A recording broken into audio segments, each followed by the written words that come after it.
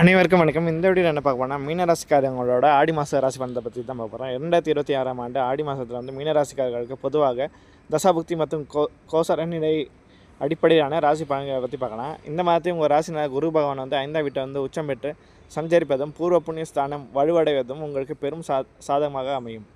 இந்த மாதம் உங்களுக்கு பொருளாதார ரீதியாக நல்ல முன்னேற்றம் இருக்கும். வரவுகள் திருப்திகரமாக இருக்கும். நீண்ட நாட்களாக வராமல் இருந்த கடன்கள் வசூலாகும். பூர்வீக சொத்துக்கள் மூலம் ஆதாயம் கிடைக்க வாய்ப்புள்ளது. பரஸ்பர நிதி அடுத்து நீண்டகால திட்டங்கள் முதலீடு செய்ய உகந்த காலம்.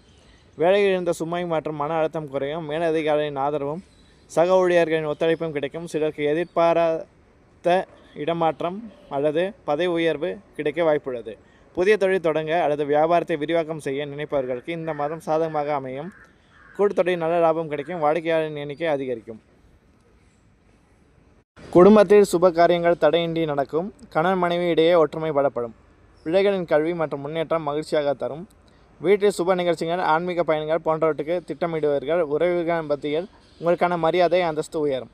ஆரோக்கியத்தில் பெரிய பாதிப்புகள் எதுவும் இருக்காது. எனினும் அஜீரண கோளாறுகள் அல்லது உணவு ஒவ்வாமை வராமல் தடுக்க சரியான நேரத்திற்கு சத்தான உணவுகளை உட்கொள்வது நல்லது. தியானம் அல்லது ஆன்மீக ஈடுபாடு மனதிற்கு பெரும் அமைதியை தரும். 4ஆம் வீட்டில் சூரியன் புதன் போன்ற கிரகங்கள் சஞ்சாரம் இருப்பதால் சில நேரங்களில் தாயாரின் ஆரோக்கியம் கவனம் தேவைப்படலாம்.